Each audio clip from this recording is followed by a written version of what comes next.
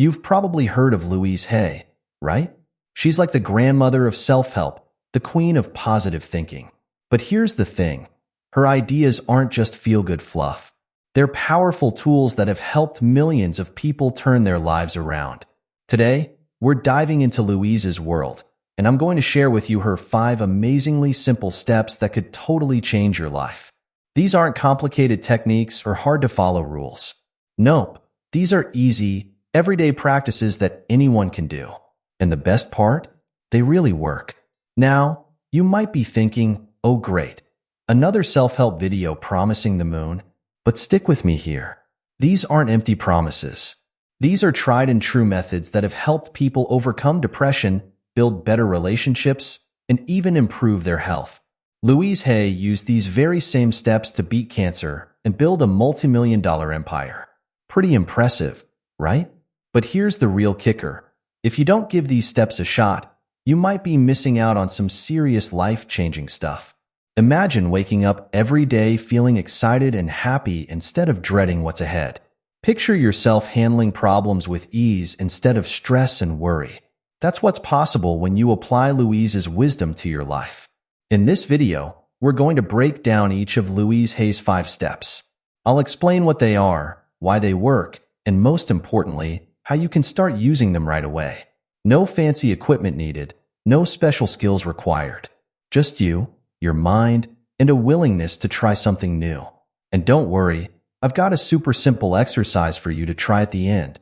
It's so easy, you can do it right in your living room. So, are you ready to discover how to create a more fulfilling life? Are you open to the idea that a few small changes in how you think could lead to big changes in how you live? Great! Let's dive into Louise Hay's incredible 5-step system for transforming your life. Before we jump into the steps, let's talk a bit about the amazing woman who created them. Louise Hay wasn't always a spiritual guru or a self-help superstar. In fact, her early life was pretty tough. Born in 1926, Louise faced a lot of challenges growing up. She dealt with abuse, dropped out of high school, and became a single mom in her teens. Life wasn't easy for her, to say the least. But here's where it gets interesting. Instead of letting these hardships break her, Louise used them as stepping stones to something greater. In her 40s, she discovered the power of positive thinking and spirituality. She started studying different spiritual ideas and realized that our thoughts have a huge impact on our lives. Then, in 1977, Louise was diagnosed with cancer. Instead of giving up, she saw this as a chance to put her newfound beliefs to the test. She combined traditional medical treatments with her own mental healing techniques. And guess what? It worked. She recovered fully and went on to live a long, healthy life. Inspired by her own healing journey, Louise started sharing her ideas with others. She wrote books, gave lectures, and even started her own publishing company, Hay House. Her most famous book, You Can Heal Your Life, has sold over 50 million copies worldwide. That's a lot of lives touched. What made Louise's teachings so popular? Well, they're simple, practical, and most importantly, they work. She didn't use complicated jargon or preach impossible ideals. Instead, she offered easy-to-understand advice that anyone could apply to their daily life. Louise passed away in 2017 at the age of 90, but her wisdom lives on. Her books continue to inspire people, and her company still publishes works by other spiritual teachers. Louise proved that it's never too late to change your life, and that with the right mindset, you can overcome anything. So, when we talk about Louise Hay's 5 steps to a more fulfilling life, remember, these aren't just nice ideas. They're tried and tested methods from someone who used them to completely transform her own life. And if they worked for Louise, who faced so many challenges, imagine what they could do for you. Now, you might be wondering, okay, Louise Hay's life story is inspiring, but why should I care about her 5 steps? How are they going to help me? Great question. Let's talk about why these steps are so important and how they can make a real difference in your life. First off, Louise Hay's steps are all about changing the way you think. And here's the thing. Your thoughts are super powerful. They shape how you see the world, how you feel about yourself, and even what kind of opportunities you notice in your life. It's like wearing a pair of glasses.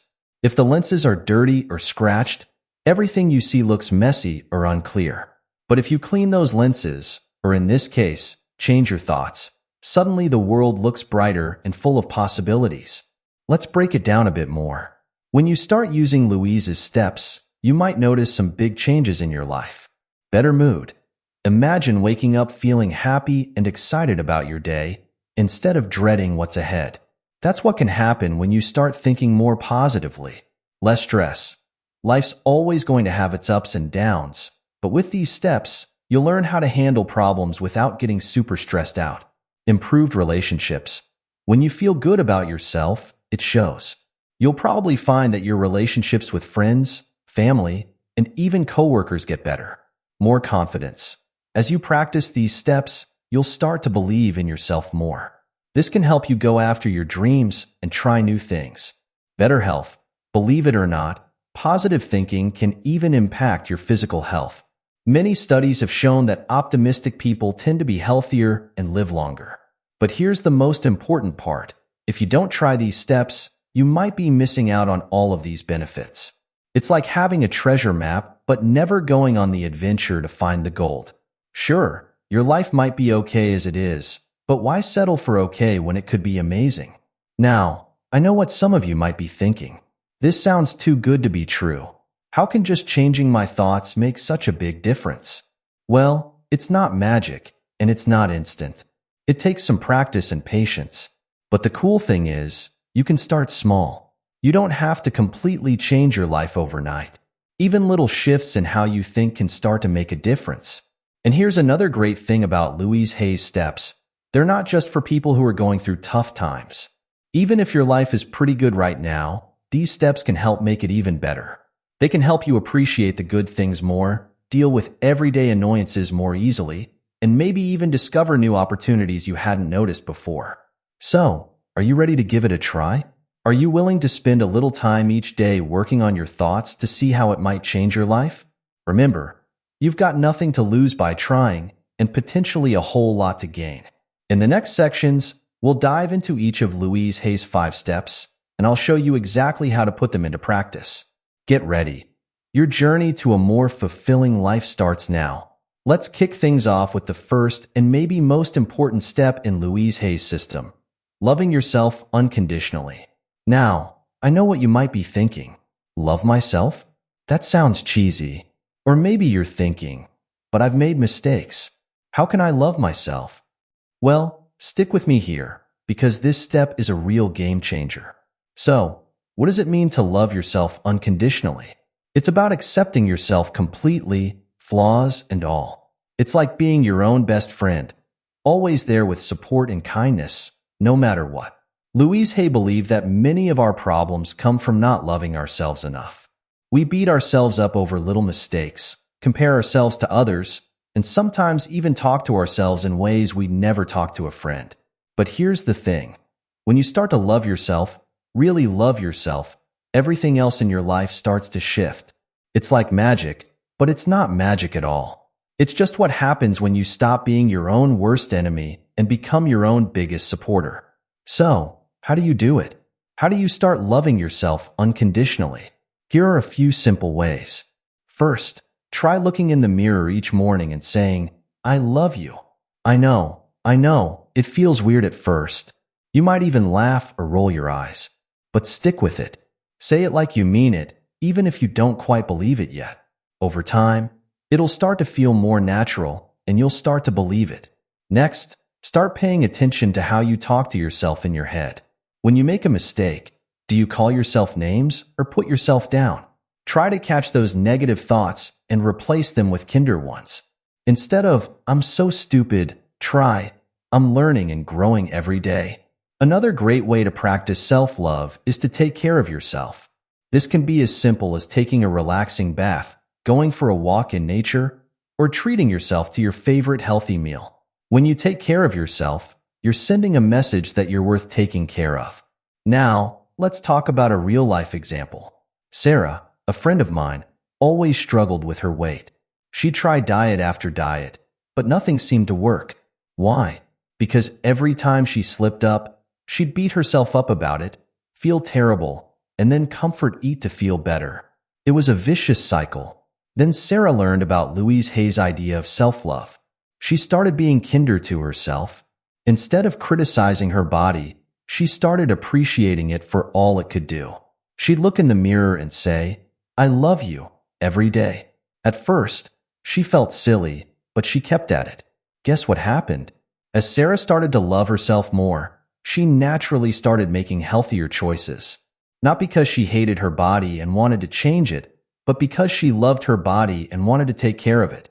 Over time, she not only lost weight, but she also felt happier and more confident than ever before. That's the power of self-love. It's not just about feeling good, although that's great too. It's about creating a foundation for positive change in your life. When you love yourself, you treat yourself better. You make better choices. You attract better situations and relationships. It's like a domino effect of goodness in your life. Now, I want to be clear. Loving yourself unconditionally doesn't mean you think you're perfect or that you never want to improve. It's not about being arrogant or self-centered.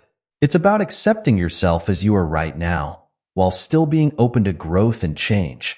It's about being kind to yourself along the journey, instead of constantly criticizing yourself for not being there yet. Remember, this step takes practice. You didn't learn to criticize yourself overnight, and you won't learn to love yourself overnight either. Be patient with yourself. Start small. Maybe set a reminder on your phone to say something kind to yourself once a day. Or try writing down 3 things you like about yourself before bed each night. The key is to keep at it, even when it feels awkward or you don't quite believe it yet. Because here's the truth, you are worthy of love, especially your own love. And when you start giving that love to yourself, you'll be amazed at how your life can change. Now that we've talked about loving yourself, let's move on to step 2 of Louise Hay's system, using positive affirmations. Don't worry if you're not sure what an affirmation is. I'm going to break it down for you in a way that's super easy to understand and use in your everyday life. So, what exactly is an affirmation? Simply put, it's a positive statement that you repeat to yourself. It's like planting a seed of positivity in your mind. Louise Hay believed that the thoughts we think and the words we speak shape our experiences. By using positive affirmations, we can start to change our thoughts and, in turn, change our lives. Now, you might be thinking, come on, how can just saying some words to myself make a difference? Well, think about it this way. Have you ever had a song stuck in your head? Maybe you heard it on the radio and found yourself humming it all day. That's kind of how affirmations work. When you repeat them often enough, they start to stick in your mind, replacing negative thoughts with positive ones. First, choose an affirmation that resonates with you. It should be positive, in the present tense, and personal. For example, instead of saying, "I don't want to be poor," you might say, "I am attracting abundance into my life." See the difference? One focuses on what you don't want, while the other focuses on what you do want. Next, repeat your affirmation regularly. You could say it out loud while looking in the mirror, write it down in a journal, or even set it as a reminder on your phone. The key is consistency.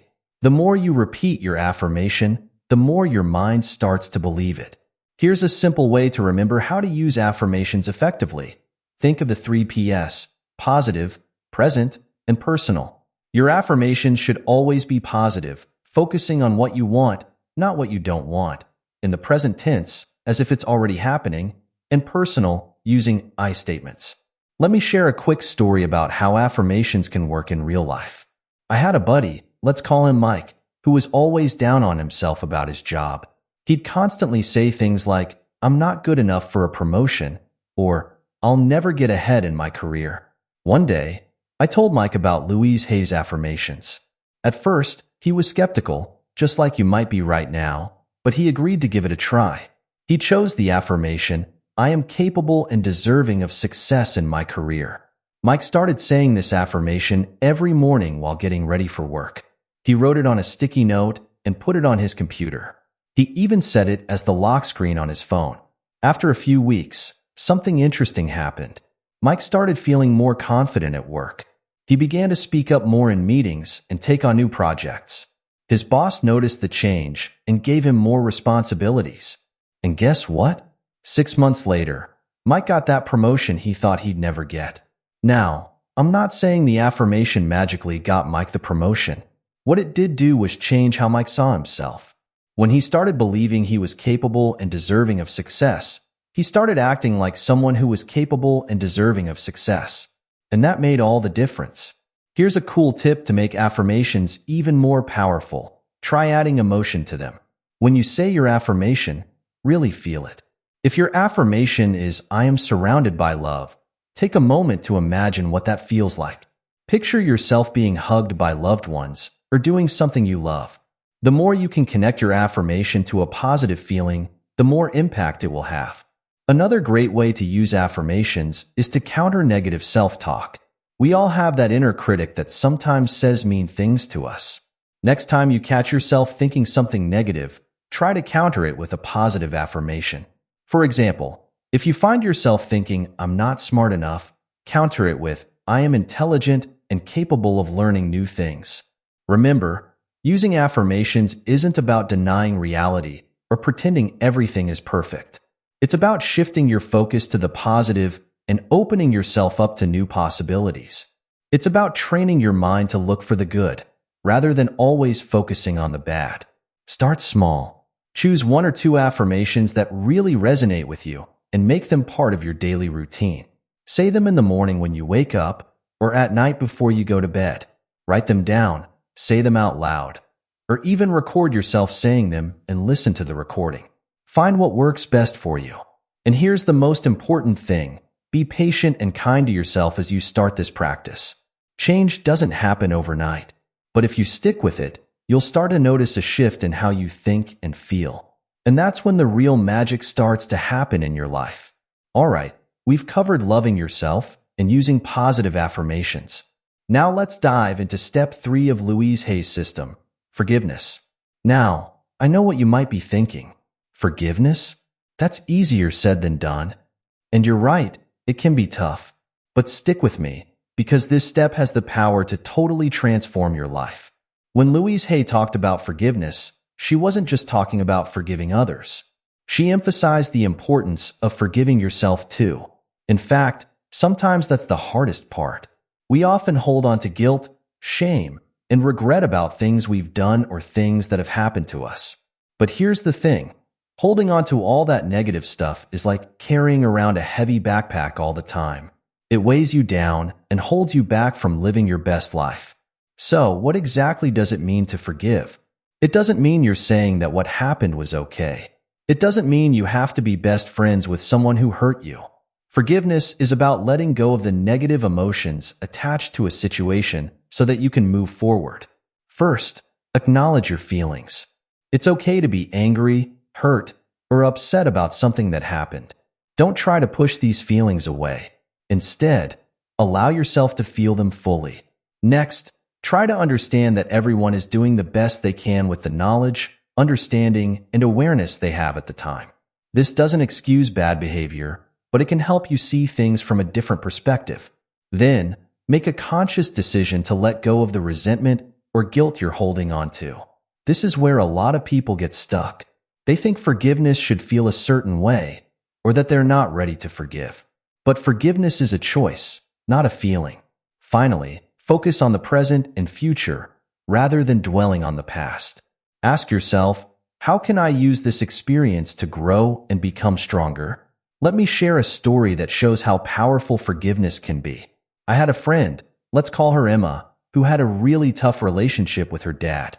He wasn't around much when she was growing up, and when he was often critical and cold. Emma carried a lot of anger and heard about this for years. One day, Emma learned about Louise Hay's ideas on forgiveness. At first, she was resistant. Why should I forgive him? He doesn't deserve it. But she decided to give it a try, not for her dad's sake, but for her own peace of mind. Emma started by acknowledging all the hurt and anger she felt. She wrote it all down in a journal, letting out years of pent-up emotions. Then, she tried to understand her dad's perspective. She learned that he had grown up in a very strict household and never really learned how to show affection. Slowly, Emma started to let go of her resentment. She didn't excuse her dad's behavior, but she chose to stop letting it control her life. She even started using affirmations like, "I release the past and am free to move forward with love." The change in Emma was remarkable. She seemed lighter, happier. Her relationships improved, even her relationship with her dad. By letting go of the past, she was able to create a better present and future for herself. Now, I want to be clear, forgiveness doesn't always mean reconciliation. In some cases, especially where abuse is involved, maintaining distance might be the healthiest choice. Forgiveness is about freeing yourself, not about letting someone else off the hook. One powerful way to practice forgiveness is through a simple exercise Louise Hay often recommended. At the end of each day, say to yourself, "I forgive everyone in my past for all perceived wrongs. I release them with love." Then say, "I forgive myself for all perceived wrongs. I release myself with love." This daily practice can help you let go of small grudges before they build up into big resentments. Remember, forgiveness is a process. It's not something that happens overnight. Be patient with yourself. Some things might be easier to forgive than others, and that's okay. The important thing is to make forgiveness a regular part of your life. Here's a helpful tip.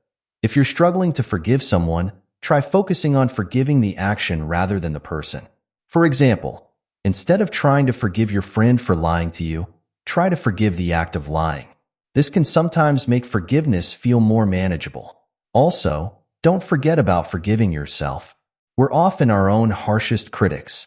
Practice self-forgiveness by treating yourself with the same kindness and understanding you'd offer a good friend. Forgiveness doesn't change the past, but it does change your experience of the present and your outlook on the future. It's like cleaning the windshield of your car. Suddenly, everything looks clearer and brighter. You can see where you're going instead of being stuck looking at old smudges and cracks. By practicing forgiveness, you're not doing anyone else a favor. You're setting yourself free. You're choosing to let go of the heavy burden of resentment, anger, and guilt. And when you do that, you make room for more positive experiences in your life. You open yourself up to more love, more joy, and more peace. So, are you ready to give forgiveness a try? Remember, it's a journey, not a destination. Take it one step at a time. Be patient with yourself, and watch how it starts to change your life for the better. Now that we've covered self-love, affirmations, and forgiveness, let's move on to step 4 of Louise Hay's system, practicing gratitude. This step might seem simple, but don't underestimate its power. Gratitude has the ability to completely shift your perspective and open your eyes to the abundance that's already in your life. So, what exactly is gratitude? It's more than just saying thank you when someone does something nice for you. Gratitude is about truly appreciating and acknowledging the good things in your life, both big and small. It's about focusing on what you have rather than what you lack. Louise Hay believed that gratitude was like a magnet for miracles. When you're grateful for what you have, you attract more good things into your life. It's not about magical thinking. It's about changing your focus. When you're looking for things to be grateful for, you start noticing more positive things in your life. First, try keeping a gratitude journal. Every day, write down 3 things you're grateful for. They don't have to be big things. Maybe you're grateful for your morning coffee, a text from a friend, or a beautiful sunset. The key is to really feel the gratitude as you write it down. Another great way to practice gratitude is to start and end your day with a gratitude thought. When you wake up, before you even get out of bed, think of something you're grateful for. Do the same thing at night before you go to sleep. This simple practice can set a positive tone for your day and help you sleep better at night. You can also try expressing gratitude to others more often.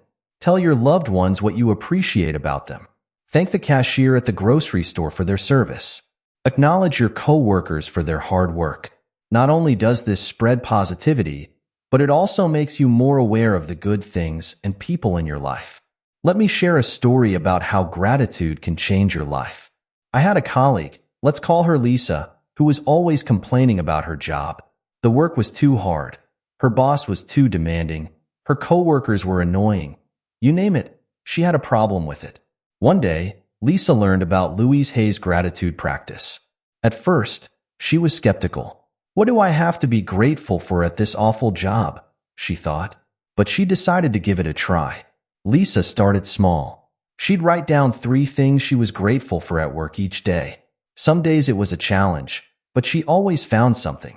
Maybe it was the free coffee in the break room, or the fact that her commute wasn't too long. As Lisa kept up this practice, something interesting happened. She started noticing more and more positive things about her job. She began to appreciate her boss's attention to detail, which was making her a better worker. She realized her annoying coworkers were actually quite supportive when she needed help. Within a few months, Lisa's whole attitude about her job had changed. She was happier at work, more productive, and even got a promotion, all because she chose to focus on what was good rather than what was bad. Now, I'm not saying gratitude will magically solve all your problems, but it can change how you see your problems. It's like putting on a pair of glasses that helps you see the good things that were always there, but you just didn't notice before. Here's a fun way to boost your gratitude practice. Try the alphabet game. Go through the alphabet and think of something you're grateful for that starts with each letter. It's a great way to challenge yourself to find gratitude in unexpected places. Another powerful gratitude practice is to be thankful for things before they happen. For example, you might say, "I'm grateful for the productive meeting I'm about to have," or "I'm thankful for the delicious and nourishing dinner I'm about to eat." This not only cultivates gratitude, but also helps set positive expectations. Remember, gratitude isn't about ignoring the negative things in your life. It's about choosing to focus on the positive despite the challenges. It's about finding the silver lining, the lesson, or the opportunity for growth in every situation. And here's something really cool about gratitude. It's impossible to feel grateful and negative at the same time. When you're truly feeling gratitude, there's no room for anger, resentment, or fear. It's like gratitude crowds out the negative emotions and fills you up with positive ones instead. So, are you ready to start your gratitude practice? Remember, like all habits, it takes time to develop. Start small. Maybe set a reminder on your phone to think of one thing you're grateful for each day. Or try sharing your gratitude with someone else. Tell a friend or family member one thing you appreciate about them. As you practice gratitude more and more, you'll start to notice a shift. You might find yourself complaining less and appreciating more. You might start to see opportunities where you once saw obstacles. And most importantly, you might find yourself feeling happier and more content with your life, just as it is right now. We've made it to the final step of Louise Hay's system, mastering positive self-talk. This step ties everything we've learned so far together. It's about changing the way you talk to yourself in your head, becoming your own best friend instead of your worst critic. Louise Hay believed that the thoughts we think and the words we speak create our experiences. And guess what? We talk to ourselves more than we talk to anyone else. So if we're constantly putting ourselves down or focusing on negative things, we're creating a pretty gloomy reality for ourselves. Positive self-talk isn't about pretending everything is perfect or ignoring problems. It's about approaching yourself and your life with kindness, understanding, and optimism. It's about treating yourself the way you treat a good friend. First, become aware of your inner dialogue. Pay attention to what you're saying to yourself throughout the day. Are you constantly criticizing yourself? Do you focus on what could go wrong instead of what could go right? Just noticing your thought patterns is the first step to changing them. Next, challenge negative self-talk. When you catch yourself thinking something negative, ask yourself, is this really true? Is this thought helpful? Would I say this to a friend? Often, our negative self-talk is exaggerated or simply not true. Then, try to reframe negative thoughts into positive ones. For example, instead of, "I'm so bad at this," try, "I'm learning and improving every day." Instead of, "This always happens to me," try, "This is a chance for me to grow stronger." Let me share a story about how powerful positive self-talk can be. I had a friend, let's call him Tom, who was trying to lose weight. Every time he looked in the mirror, he'd say things like, "You're so fat," or "You'll never lose this weight." One day, Tom learned about Louise Hay's ideas on self-talk. He realized that by constantly putting himself down, he was making his weight loss journey much harder. So he decided to change his self-talk. Instead of criticizing his body, Tom started saying things like, I'm taking good care of my body, and every day, I'm getting healthier and stronger. When he was tempted to skip a workout, instead of saying, I'm so lazy, he'd say, I'm committed to my health and I can do this. The change in Tom was amazing. Not only did he start losing weight, but he also became more confident and positive in general. His new way of talking to himself made the whole process feel less like a punishment and more like an act of self-love. Here's a simple trick to improve your self-talk. Try talking to yourself in the second or third person. Instead of saying, I can do this, say you can do this, your name, or your name can do this. It might feel weird at first, but research has shown that this can help create a bit of mental distance, making it easier to be kind and supportive to yourself. Another great way to practice positive self-talk is to create a list of personal pep talks. Write down encouraging things you can say to yourself in different situations. For example, I've got this, I'm doing my best, and that's enough. Or, every challenge is an opportunity to grow. Keep this list handy and refer to it when you need a boost. Remember, changing your self-talk takes time and practice. You've probably been talking to yourself in certain ways for years, so be patient as you work on changing these patterns. The key is to be consistent and to keep at it, even when it feels awkward or you don't quite believe what you're saying yet. One powerful technique Louise Hay recommended was to use cancel when you catch yourself in negative self-talk. Say or think cancel, and then replace the negative thought with a positive one. It's like hitting the delete button on negative thoughts. It's also important to pay attention to the questions you ask yourself. Instead of, why does this always happen to me?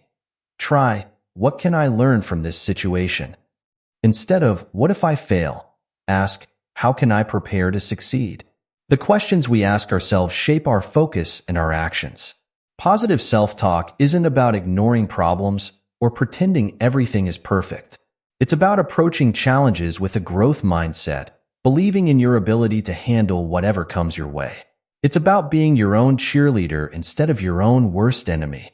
As you practice positive self-talk, you might find that it becomes easier to take on new challenges, bounce back from setbacks, and enjoy your life more.